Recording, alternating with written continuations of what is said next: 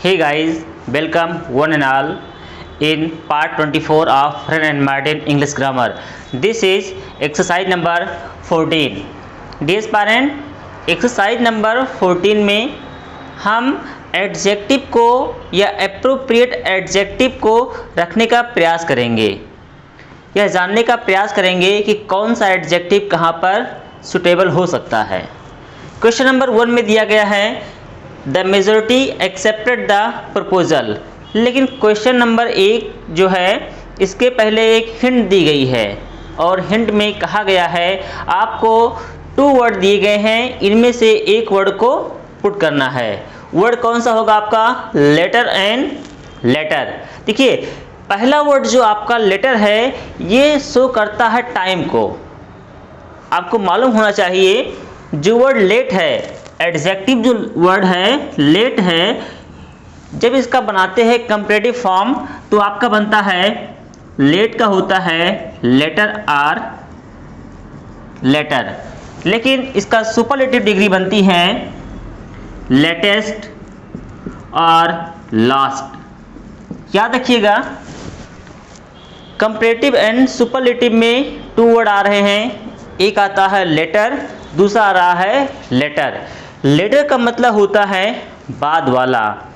याद रखिएगा ये थोड़ा बाद से अर्थ निकालते हैं इसका सेंस। वैसे बाद वाला का इसका ये दूसरा वाला होता है आपका वर्ड, इसका अर्थ होता है बाद वाला या जो है बाद में। अब ये किस में दिखाता है लेटर? इसको दिखाता है केवल समय के बारे में।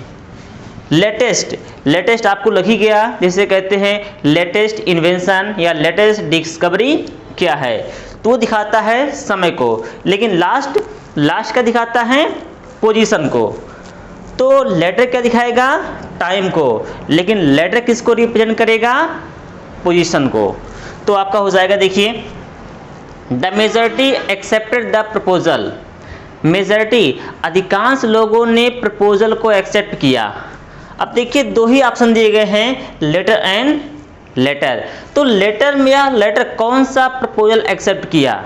सिंपल सी बात हो सकती है कि एक स्थान पर ढेर सारे प्रपोजल रखे गए थे, उसमें से कुछ ही प्रपोजल एक्सेप्ट किए गए या कोई एक प्रपोजल एक्सेप्ट किया गया। तो क्रम को दिखा रहा है, मतलब जो बाद वाला था लेटर प्रपोजल जो था उसी को एक्सेप्ट किया गया। The majority accepted the proposal, कौन सा प्रपोजल हो जाएगा? Latter proposal, LATTER latter proposal. The part of the book shows sign of hurry. देखिए बुक का कौन सा ऐसा पार्ट है जो शो करता है, पुस्तक का कौन सा ऐसा पार्ट है जो शो कर रहा है। अब याद रखिएगा पुस्तक का कोई पार्ट होगा या तो प्रारंभ वाला होगा, मध्य वाला होगा या अंत में। कह सकते हैं प्रारंभ का या बाद का। 2 ही आपको वर्ड दिए गए हैं, लेटर और लेटर। तो कौन सा हो सकता है कि अंतिम वाला पार्ट?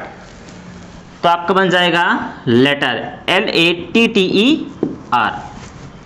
नेक्स्ट वर्ड आपका है एट अ डेट। डेट मतलब हो गया समय। तो टाइम को कौन रिप्रेजेंट करता है?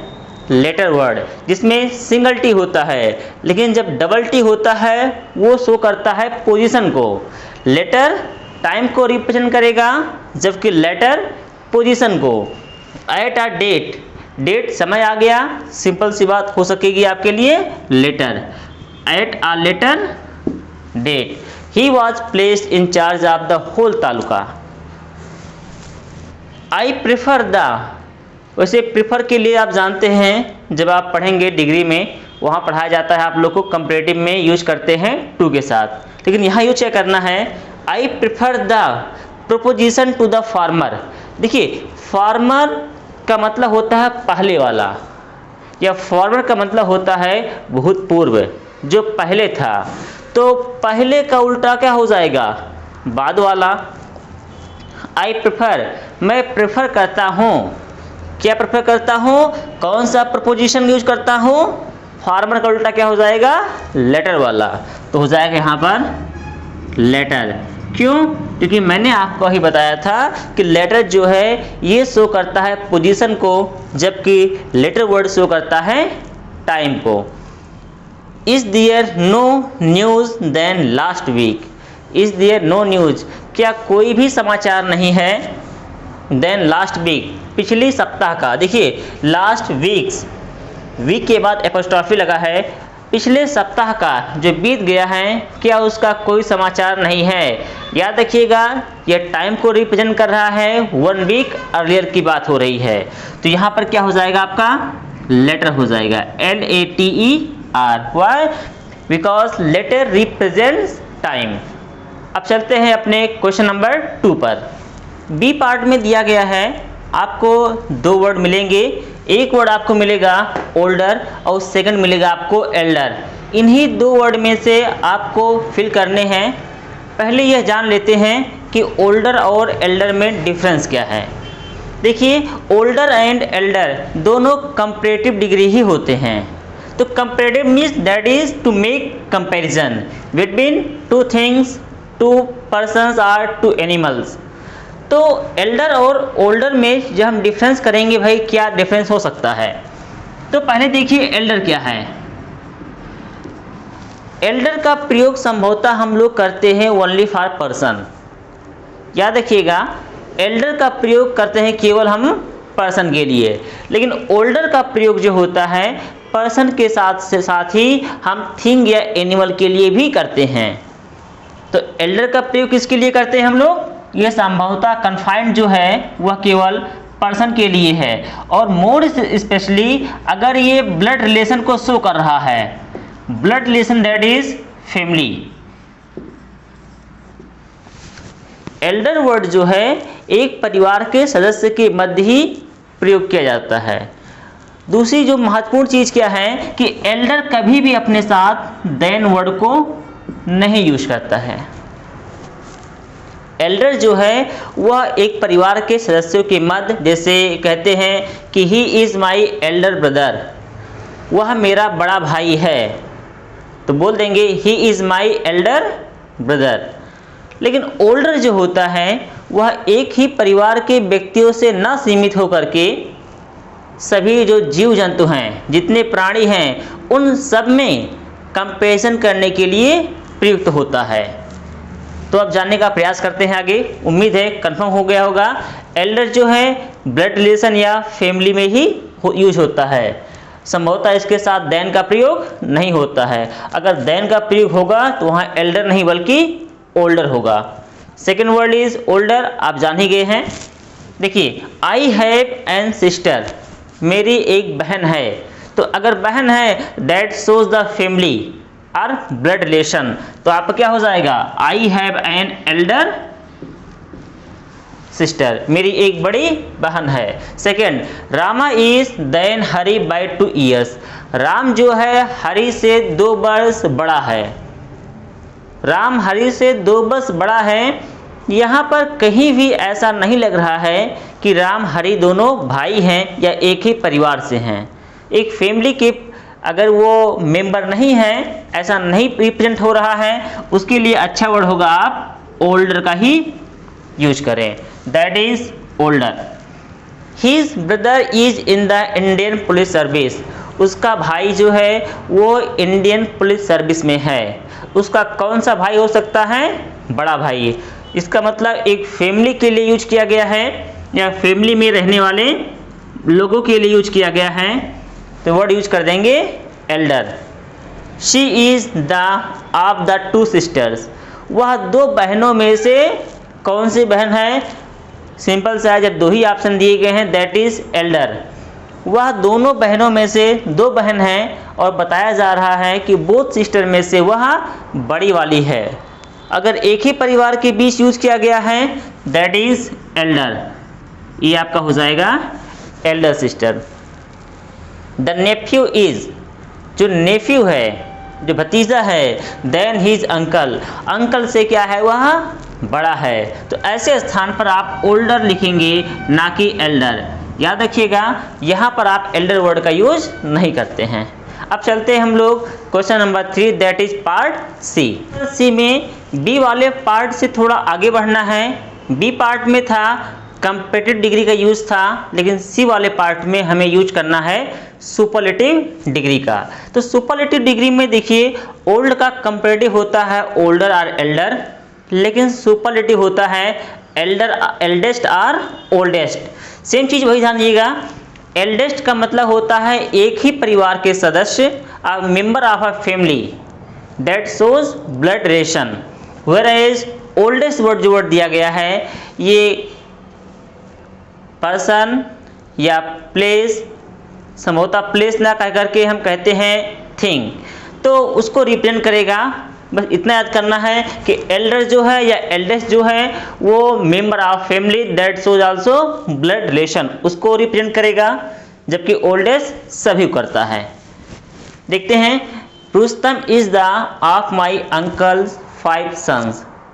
रुस्तम है, रुस्तम कौन है? हुई रुस्तम, अंकल के, उसके अंकल के 5 सन्स हैं, इसका मतलब फैमिली हो गया। अगर फैमिली के मध्य रिप्रेजेंट कर रहा है that is member of a family, वो आपका हो जाएगा एल्डेस्ट। रुस्तम क्या है? सबसे बड़ा लड़का है, that is eldest son. He is the, वह है member of the school committee, वह स्कूल कमेटी का कैसा मेंबर है? ओल्डेस्ट होगा या एल्डेस्ट होगा? याद रखिए या फैमिली या ब्लड रिलेशन को शो नहीं कर रहा है, दैट इज ओल्डेस्ट। तो ओल्डेस्ट मेंबर हम लोग मान लेते हैं, दैट इज सबसे पुराना। दैट इज एंटोनियो, यह एंटोनियो है।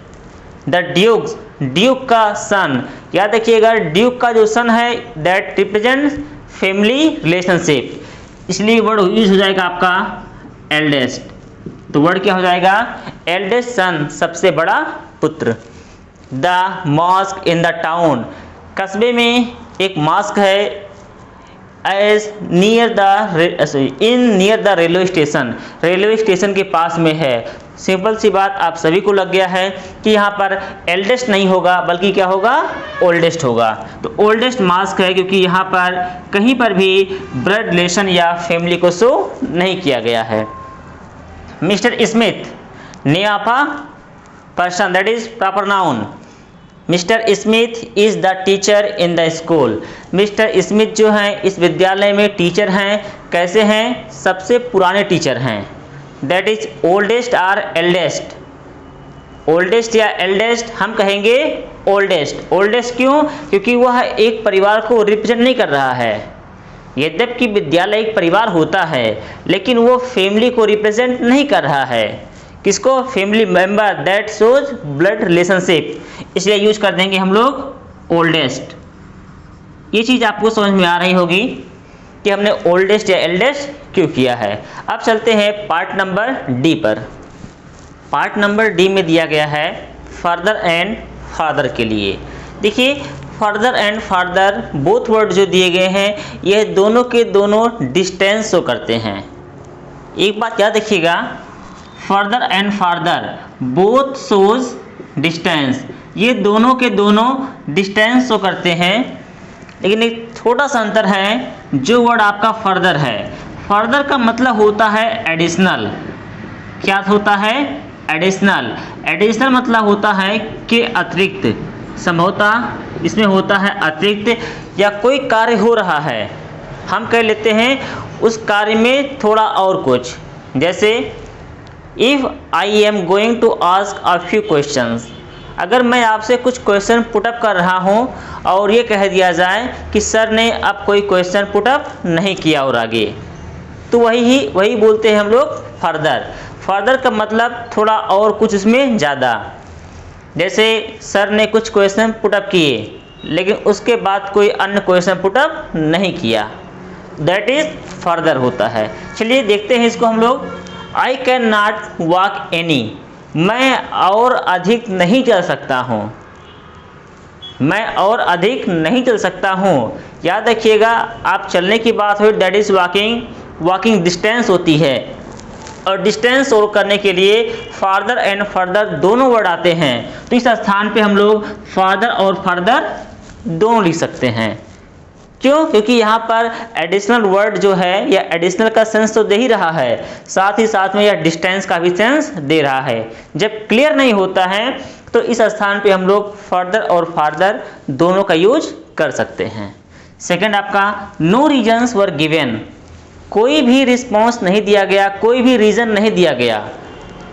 किसी से कुछ प्रश्न पूछा गया आपने ऐसा क्यों किया, why did you do it, आपने ऐसा यह क्यों किया, तो उसने कोई भी अन्य रीज़न नहीं दिया, कुछ बताया, जो पहले बताया था वही बता दिया और उसमें कोई अन्य रीज़न नहीं ऐड किया, तो यहाँ हो जाएगा नो फर्दर रीज़न। मतलब जो रीज़न उसने दिया था पहले उसमें कोई अन्य रीज़न, एडिशनल रीज़न कोई भी ऐड नहीं किया, जो कल बताया था वही आज ही बता रहा है। ही वॉकड ऑफ, वह चला गया, विदाउट, बिना सेरेमनी। देखिए सेरेमनी हो रही थी, रिंग सेरेमनी हो सकती है या किसी तरह की सेरेमनी हो सकती है, तो उस सेरेमनी में या सेरेमनी के कंप्लीट होने से पहले ही वह चला गया। अभी कुछ और भी सेरेमनी में कुछ और भी होने वाला था, कुछ और भी कार्यक्रम या प्रोग्राम उसमें शेड्यूल थे, लेकिन वह पहले ही चला गया। तो यहाँ क्या हो जाएगा आपका फर्दर। फर्दर का मतलब होता है एडिशनल। मैंने कहा कि सेरेमनी हो रहा था, उसमें कुछ प्रोग्राम लिस्टेड थे, जैसे कुछ प्रोग्राम हो गए, 2-4 बचे थे। अभी कहा जा रहा है कि पूरी सेरेमनी कंप्लीट नहीं हुई थी, इसी बीच में वह चला गया, तो फर्दर जो प्रोग्राम था उसको वह अटेंड नहीं किया। अनटिल ऑर्डर्स, जब तक ऑर्डर्स नहीं आते हैं। अब ऑर्डर्स कैसे नहीं आएंगे, फादर दूर वाले या फर्दर, कौन से ऑर्डर नहीं आते हैं, दोनों डिस्टेंस को ही शो कर रहे हैं। Mister K S. Dev will act as headmaster of Neera high school. Neera high school के हेडमास्टर के रूप में कौन एक्ट करेगा, कौन कार्य करेगा, मिस्टर के.एस. देव कार्य करेंगे।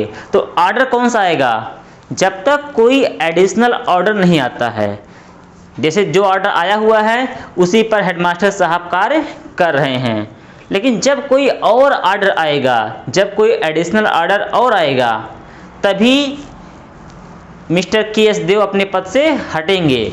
इसलिए कहते हैं यहाँ पर अनटिल फर्दर, जब तक कोई एडिशनल या कोई और ऑर्डर नहीं आता है। टू लेट, एक घर है, घर के सामने एक बोर्ड लगा है, उस पर लिखा है टू लेट। टू लेट का मतलब होता है ये टॉयलेट नहीं है, दैट इज टू लेट। इसका मतलब होता है घर बिकाऊ है, आप सभी जान ही गए। टू लेट का मतलब क्या होता है मैं नहीं बताता हूँ, कमेंट सेक्शन में बताने का प्रयास कीजिए। टू लेट का क्या अर्थ होता है, दोनों के बीच में डिस्टेंस है, गैप है। अब बेंगलो आप at Ridge Road, Ridge Road पर एक बेंगलो है और वो खाली है। इसका अर्थ मैं नहीं बता रहा हूँ, आप बताइएगा। फॉर पर्टिकुलर्स, जानकारी के लिए अप्लाई टू बॉक्स नंबर 65। अगर आपको अप्लाई करना है, उस बेंगलो के बारे में जानकारी लेनी है, तो आप बॉक्स नंबर 65 में पर्ची डालिए या संपर्क करने का प्रयास कीजिए।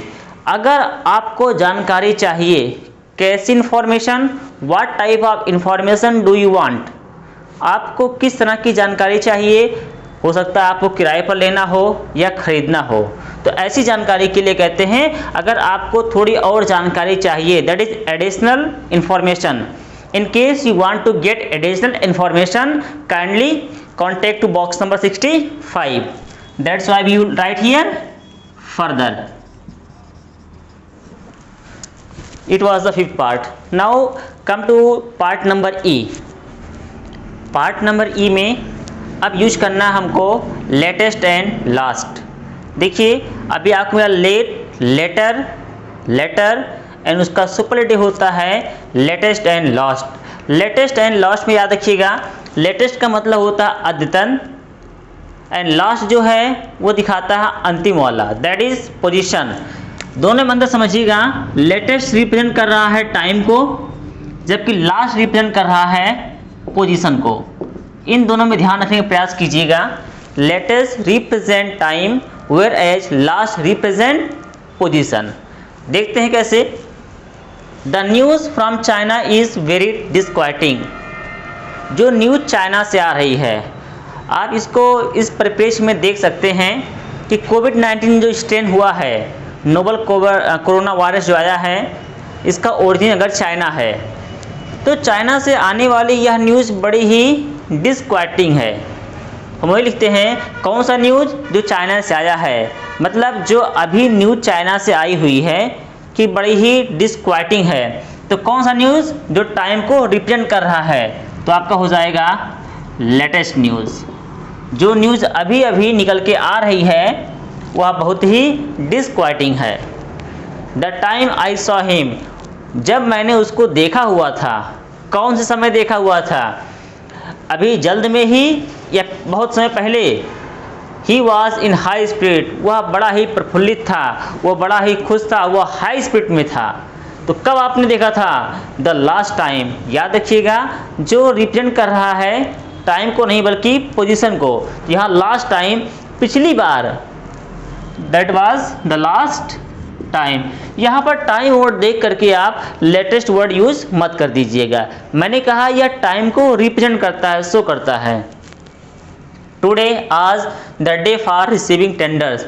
अगर कहीं पर टेंडर जो है उसका ऑक्शन हो रहा है या किसी चीज़ का ऑक्शन हो रहा है, नीलामी हो रही है, बोली लग रही है और कहते हैं आज टेंडर पाने का अंतिम दिन है, तो अंतिम दिन जो होगा वो लेटेस्ट होगा या लास्ट होगा? याद रखिएगा वह होगा आपका लास्ट डे हो जाएगा। आज टेंडर रिसीव करने का लास्ट डे है। Next is we expect to get the news in a few hours. हमें कुछ ही देर में, कुछ ही घंटों में न्यूज़ प्राप्त करने की संभावना है। हम संभावना करते हैं कि जल्द ही न्यूज़ मिल जाए। तो कैसा न्यूज़ होगा? लेटेस्ट और लास्ट। न्यूज़ हमेशा संभवतः आप लोग देखते हैं टाइम के पॉइंट ऑफ व्यू से वह लेटेस्ट होता है। The Mughal emperor came to an ignominious. देखिए, याद रखिएगा ये आपका है इग्निमिनियस है। ये आपका देखिए इग्निमिनियस है। इग्निमिनियस का मतलब होता है घृणित। घृणित मतलब लज्जित, जिसको कहते हैं निकृष्ट। निकृष्ट, घृणित या लज्जित, वो आपका है इग्निमिनियस है। मैंने पहली बार इग्नोनिमियस बोल दिया था, वो गलत था। द मुगल एम्परर, जो मुगल सम्राट थे उनका अंत कैसे होता है? इग्निमिनियस होता है, मतलब बहुत ही घृणित अंत होता है। तो मुगल एम्परर, कौन सा मुगल एम्परर? जो अंतिम वाले थे, that is last. The last Mughal emperor came to an ignominious end. समझ में आ रहा होगा। अब चलते हैं last is part number F. F part में हमको देखना है कि which is the most appropriate adjective, nearest और नेक्स्ट। नियरेस्ट और नेक्स्ट में कौन सा मोस्ट अप्रोप्रिएट एडजेक्टिव दिया गया है? देखिए, नियरेस्ट मीन्स शॉर्टेस्ट डिस्टेंस, जो न्यूनतम दूरी को बताता है, रिप्रेजेंट करता है, दैट इज नियरेस्ट, मतलब पास का। And next it represent sequence. Sequence means after one अंदर, एक के बाद एक जो सीक्वेंस को रिप्रेजेंट कर रहा है, दैट इज नेक्स्ट। जैसे मैं ये आपसे कहूँ कि यह रन एंड मार्टिन पर मेरे द्वारा बनाया गया 24th वीडियो है, तो what is the next one? अगला कौन सा वीडियो होगा? It will be 25th। तो ये 25th होगा। तो आप, यही सिंपल सा क्वेश्चन है, यह मेरा घर है तो अगला वाला घर किसका है? अगला मतलब नेक्स्ट हाउस किसका है? तो आपका हो जाएगा नेक्स्ट। नेक्स्ट मतलब अगला वाला, दैट शोज सीक्वेंस ओनली, जो क्रम को दिखाता है, पद या सोपान को दिखाता है। एंड नियरेस्ट मीन्स पास का। देखते हैं, this is the post office to my house. यह मेरे घर के पास का पोस्ट ऑफिस है या घर के बगल का। याद रखिएगा जो पोस्ट ऑफिस होता है वो 1 by 1 जो होते हैं, एक साथ में ढेर सारे नहीं होते हैं। तो जो पोस्ट ऑफिस होते हैं इनका अपना एक सीक्वेंस होता है, ये 10 या 15 किलोमीटर्स पे संभवतः होते हैं। तो मेरे घर का जो पास वाला पोस्ट ऑफिस है, यहाँ पर नेक्स्ट की बात नहीं करेंगे कि एक पोस्ट ऑफिस यहाँ पर है, एक उसके बाद में है। इसका मतलब जो पोस्ट ऑफिस मेरे घर के पास में है उसको बोलेंगे हम लोग nearest post office. Next, the pillar box is to my house. जो पिलर बॉक्स है वह मेरे घर के पास में है या बगल में है। याद रखिएगा ऐसी अवस्था में दिखाना है कि पिलर बॉक्स मेरे घर के बगल में है, उसको लिखते हैं pillar box is next to my house. तो यहाँ हो जाएगा आपका नेक्स्ट। द बर्गलर, बर्गलर का मतलब होता है सेधमार, चोर या डाकू, उचक्का कह लीजिए आप।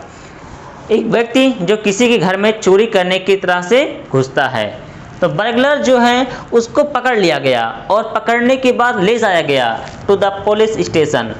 चोर को या डाकू को, उचक्के को ले गया पकड़ के, वैसे डाकू नहीं कहेंगे इसको आप लोग, इसको बर्गलर है, सेधमार बोलते हैं। सेधमार या चोर को ले जाया गया पुलिस स्टेशन। याद रखिएगा पुलिस स्टेशन जो होते हैं हर किलोमीटर या 500 मीटर पे नहीं होते हैं, अपेक्षाकृत एक प्रॉपर डिस्टेंस पर ही होते हैं। या इसलिए हम लोग बोलते हैं कि पुलिस के जो स्टेशन है दैट इज पुलिस स्टेशन, चौकी या थाना जो है या कोतवाली है, वो पास वाली कोतवाली या थाने पर ले जाया गया, that is nearest police station पर। द हाउस इज, हाउस है टू माइन। देखिए जिस घर की बात की जा रही है वह घर कहाँ पर है, तो कहते हैं अरे वो घर तो मेरे बगल में ही है। तो this house is, the house is next to mine, जहाँ मेरा घर है उसी के बगल वाला तो घर है जिसकी हम लोग बात कर रहे हैं। The railway station is 2 miles from here, it is the last one. जिस रेलवे स्टेशन की हम बात कर रहे हैं वह railway station 2 miles, only 2 miles है, लगभग 2 मील की दूरी पर है फ्रॉम हियर, यहाँ से। मतलब जिस हम स्टेशन की बात कर रहे हैं वह स्टेशन हमारे यहाँ से मुश्किल से 2 किलोमीटर की दूरी पर ही है। तो कौन सा रेलवे स्टेशन होगा, अगला वाला या पास वाला? एक सिंपल सा लॉजिक होता है कि हम पास वाले स्टेशन की बात कर रहे हैं। In case we want to catch a train then we visit to the nearest railway station. तो हम कहते हैं जो नियरेस्ट रेलवे स्टेशन है वो यहाँ से केवल 2 माइल की दूरी पर ही है। डियर पेरेंट, ऐसे ही आप सभी अपना प्यार बनाइए रखिएगा। आप सभी को ढेर ढेर सारी शुभकामनाएं। धन्यवाद।